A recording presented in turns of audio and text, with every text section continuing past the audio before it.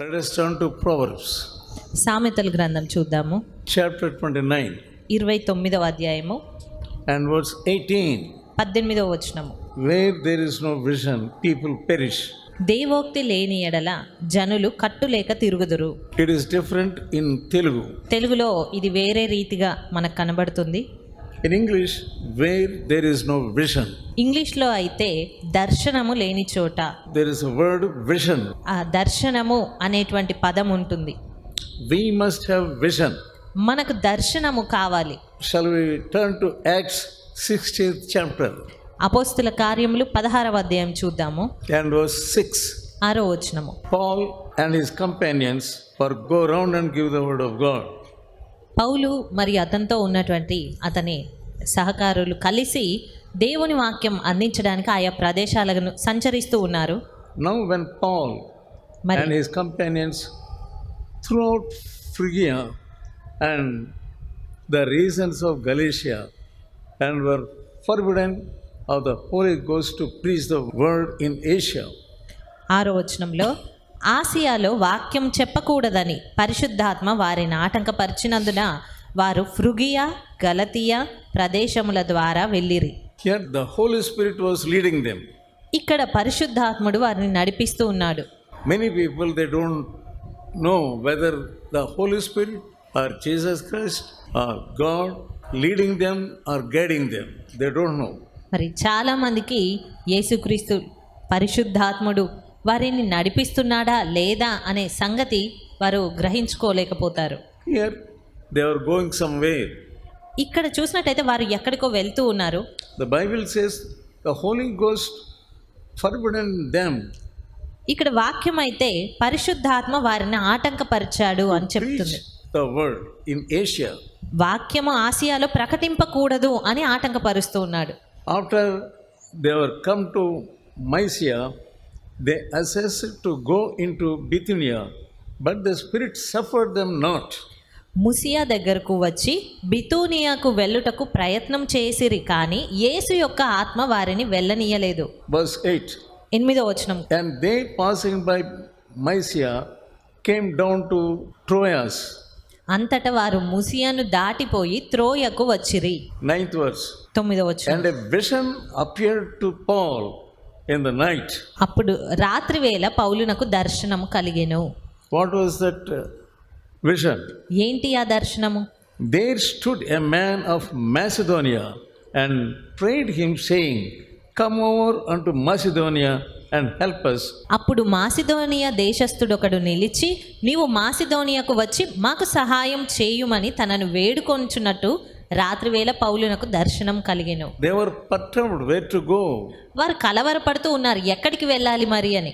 God was not allowing them in certain places. దేవుడు కొన్ని స్థలాలకు వారిని వెళ్ళటకు అనుమతించట్లేదు. But then here there was a vision. ఇక్కడ చూసినట్టయితే అయినా కూడా వారికి ఒక దర్శనం కలుగుతుంది. There stood a man of Macedonia. Macedonia దేశస్థుడొకడు నిల్చొని and prayed him, saying, Come over to Macedonia and help us.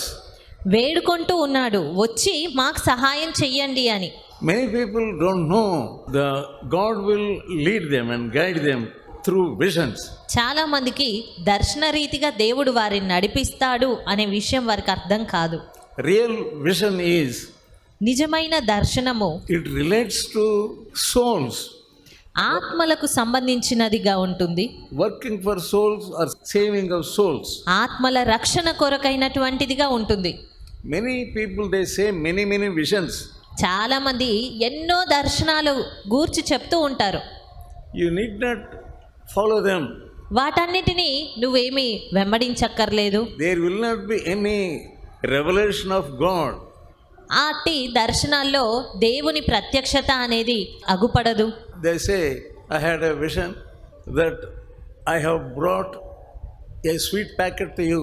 కొంతమంది సాధారణంగా చెప్తూ ఉంటారు, నాకు దర్శనం వచ్చింది, నేను మీకు ఒక స్వీట్ ప్యాకెట్ తీసుకొచ్చాను అని. Really they take sweet packet to them.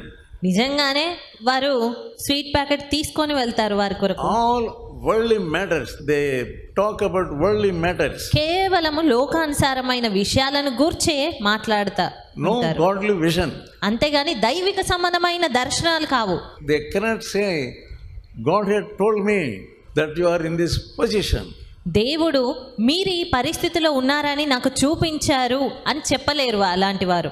One day my mother wrote a letter. ఒక దినము నా తల్లి గారు నాకు ఒక ఉత్తరం రాశారు. You are hanging between heaven and earth. నీవు ఆకాశంనకు భూమికి మధ్యన వ్రేలాడుతున్నావు అని. I was really at that time in that same position. నిజంగా నేను ఆ పరిస్థితిలో సరిగ్గా అలాగే ఉన్నాను. My office people, they relieved me so that I may go and join in some other place. నేను వేరొక చోట వెళ్ళి జాయిన్ అవ్వడానికి అప్పుడున్నటువంటి ఆఫీస్ వారు నన్ను రిలీవ్ చేశారు. And I was not going there. అయినప్పటికీ కూడా నేను ఆ క్రొత్త ప్రదేశానికి వెళ్ళట్లేదు. That was Rajahmundry. అది Rajahmundry. I did not like these Andhra places. నాకు ఈ ఆంధ్ర స్థలం అనేది ఇష్టం లేదు. I wanted to be in Hyderabad only. నేను హైదరాబాద్లోనే ఉండాలి అనుకున్నాను.